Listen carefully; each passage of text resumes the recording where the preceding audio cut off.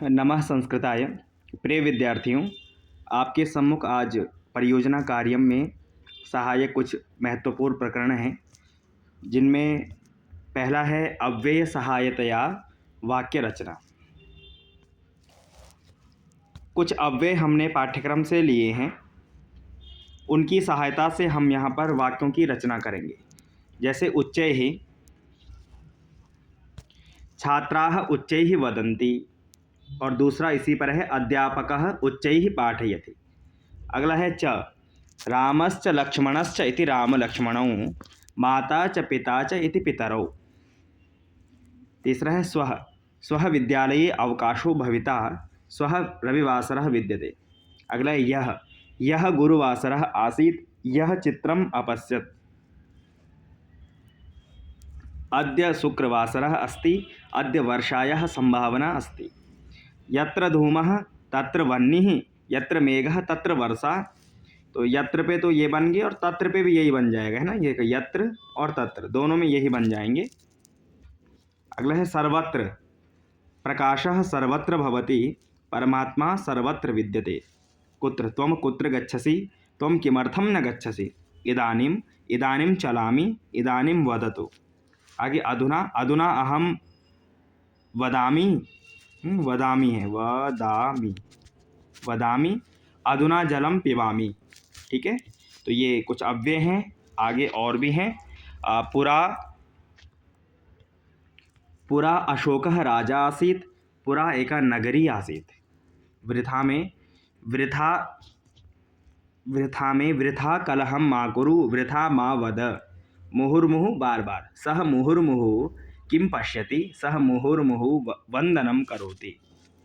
ठीक है, वंदनम ऐसे लिख लेंगे, वंदनम करोति। ठीक हो गया। तो ये तो हो गया अव्यय की सहायता से वाक्य रचना। प्रत्येक अव्यय पर मैं दो दो वाक्य यहाँ पर बनाए हैं। आगे अनुवाद में आ जाइए। कुछ सरल संस्कृत अनुवाद यहाँ पर किए गए हैं। इधर हिंदी में लिखे गए वाक्य हैं, इधर संस्कृत में अनुवाद है। बालक खेलता है, बालकः क्रीडति। रमा देखती है, रमा पश्यति। श्याम विद्यालय जाएगा, श्यामा विद्यालयं गमिष्यति। गाय घास खाती है, गौः तृणं खादति। चोर भागता है, चौरः धावति। राम और श्याम मित्र, राम श्यामौ मित्रे स्तः। मैं सायंकाल जाऊंगा, अहम सायंकाले गमिष्यामि। वर्षा हो सकती है, वर्षा भवितुं शक्यते। मेघ गरजते हैं, मेघाः गर्जन्ति। हाथी चलता है, गजः चलति। मैंने देखा, अहम अपश्यम। माता भोजन पकाती है, माता भोजनम पचति। पिता धन देता है, पिता धनम यच्छति। वह भिक्षुक को धन भिक्षा देता है। सह भिक्षुकाय भिक्षाम यहाँ पर ददाति। सदा सत्य बोलो, सदा सत्यम वद। धर्म का आचरण करो, धर्मम चर। आगे, मैं जाता हूँ, अहम गच्छामि। रमा पढ़ती है, रमा पठति। बालक देखता है, बालकः पश्यति। हम सब भारतीय, वयम सर्वे भारतीयाः। वयम सर्वे भारतीयाः। ठीक है, ये अनुवाद हो गए। 20 वाक्य यहाँ पर अनुवाद किए गए हैं सरल हिंदी से सरल संस्कृत में। उसके पश्चात छात्रों, आपके पास एक प्रकरण था गद्यांश लेखन वाला। गद्यांश लेखन में देखिए, गद्यांश है परोपकार से संबंधित। परेषाम् उपकारः परोपकारः अस्ति। परोपकार प्रवृत्त्या एव मनुष्यः पशुभ्यः पृथक् भवति। आहारादि प्रवृत्तयः तु पशुषु अपि तथैव भवन्ति यथा मानवेषु।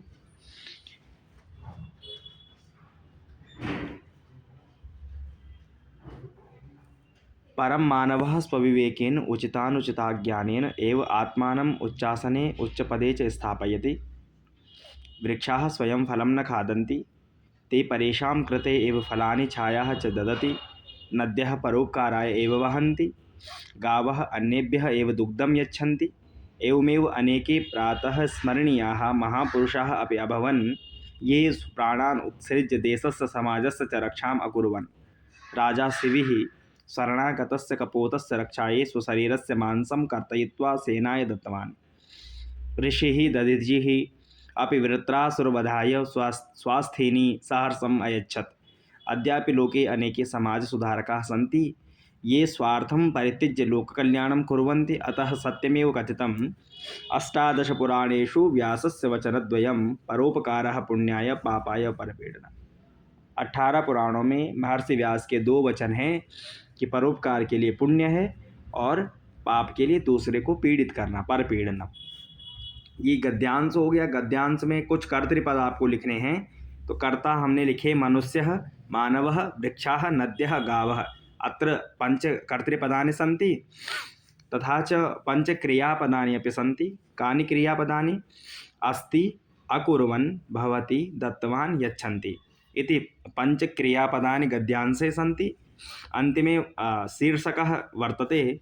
शीर्षकलेखनम् अस्ति परोपकारः। अस्मिन् गद्यांशे परोपकारविषये उक्तं परोपकारेण किं किं भवन्ति तथा च के परोपकारम् अकुर्वन् तेषां विषये अपि अत्र भणितम्।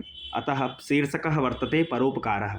एवं तो 5 आपने कर्तृपद लिख लिए, 5 आपने क्रियापद लिख ली और शीर्षक इसका परोपकार हो जाएगा, परोपकारः। अथवा आप अपने बुद्धि के अनुसार जो भी आपको उचित लगे वो इसमें लिख सकते हैं। धन्यवाद।